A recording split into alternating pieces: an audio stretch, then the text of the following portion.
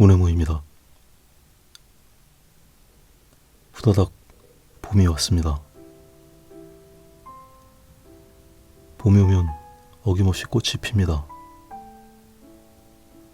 예전엔 꽃이 순서대로 피었었습니다. 제일 먼저 목련이 피고 나서 목련이 활짝 필 정도가 되면 개나리가 피기 시작했었습니다. 그리고 나면 벚꽃이 그 뒤를 이었던 것 같습니다. 그런데 언제부턴가 꽃들이 한꺼번에 피기 시작했습니다. 순서가 없어졌습니다. 봄이 짧아졌다는 걸 꽃들도 알아차린 것 같습니다. 이제는 조금만 늦으면 여름에 피는 꽃이 될 판입니다. 그래서 그런지 사람들도 봄을 느긋하게 즐길 여유가 없어진 것 같습니다.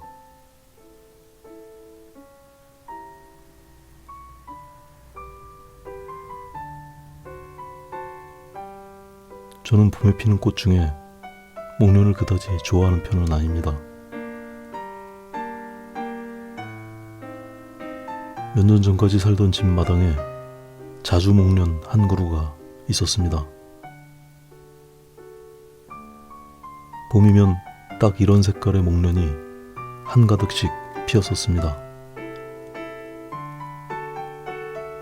목련에 봉우리가 맺힐 때는 그렇게 예쁠 수가 없습니다. 이름 그대로 나무에 피는 연꽃입니다.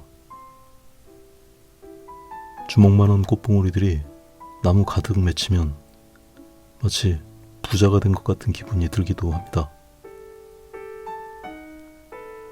그 예쁜 시간은 그리 길지 않습니다.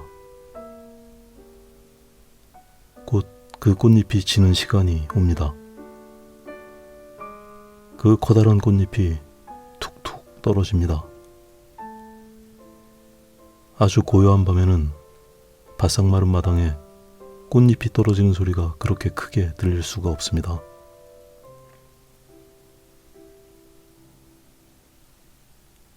어떤 시인은 그 장면을 멋지게도 표현하던데 저는 부족한 사람이라 그런 감정이 들지는 않습니다.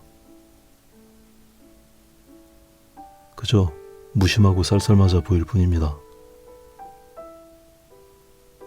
그래서 저는 목련을 그리 좋아하지 않습니다.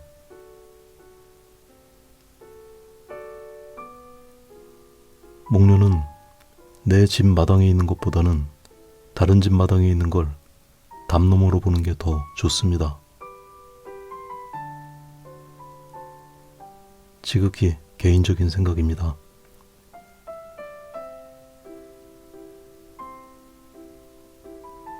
마당에 있던 목련한테 섭섭했던 이야기를 하다 보니 어느새 그림의 초반 진행이 지나갔습니다.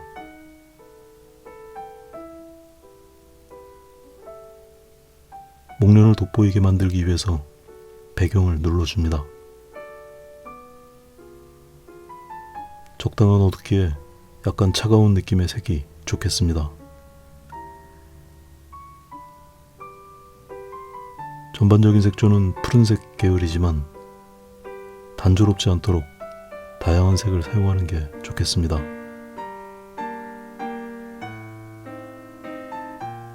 상대적으로 꽃잎은 강한 명도 대비를 보여줍니다.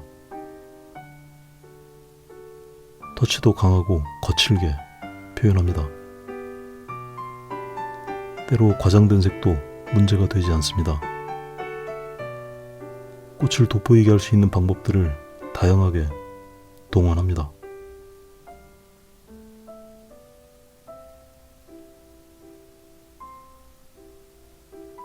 벽면에 그려지는 그림 안에서 어느 부분은 드러나고 어느 부분은 감추는 방법들이 있습니다.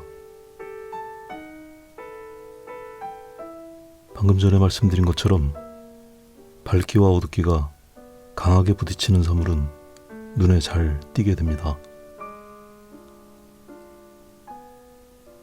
거기에다가 화려한 색을 사용하면 시선을 사로잡는 데 도움을 줍니다. 강한 터치 또한 밋밋한 터치보다 더 돌출되어 보이게 합니다.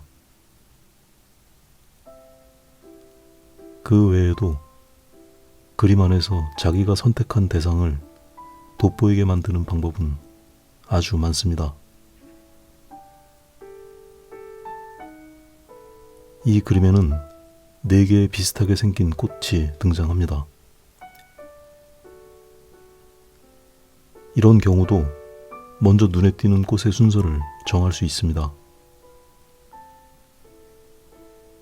누가 봐도 이 그림에서는 왼쪽에 뭉쳐있는 2개의 꽃에 눈이 먼저 갑니다. 이것은 앞에서 언급했던 명도 대비나 색, 터치에 의한 주제의 강조가 아니라 구도에 의한 주제의 선정 기법입니다. 이렇게 비슷한 크기와 비슷한 비중의 사물들이 나열되어져 있는 경우엔 특정 부분을 강조하고 싶다면 이렇게 따로 떨어진 개체를 모아두면 효과적입니다. 이렇게 모여있는 사물군은 낱개로 떨어져 있는 개체보다 시선을 끌어서 화면을 더 다채롭게 만들어줍니다. 오른쪽 끝에 반쯤 보이는 꽃은 모두 보이는 것보다 화면의 바깥에 대한 시각적 확장에 도움을 줍니다. 억지로 끌어다가 안쪽에 그려놓으면 꽃들이 모두 갇혀있는 것처럼 답답해 보일 수 있습니다.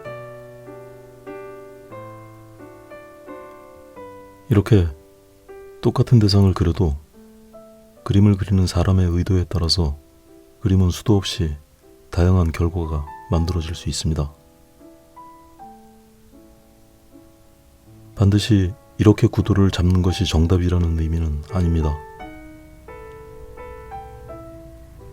그림을 그리는 사람마다 여백을 중시할 수도 있고 또 어떤 분은 꽃을 하나만 선택해서 화면을 꽉 채울 수도 있습니다.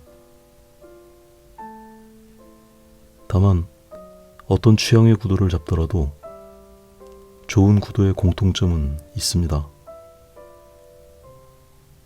그 공통점들을 모아서 정리한 이론을 조형원리라고 합니다. 그 내용들은 시간을 두고 차근차근 말씀드리도록 하겠습니다. 오늘은 여기까지 하겠습니다.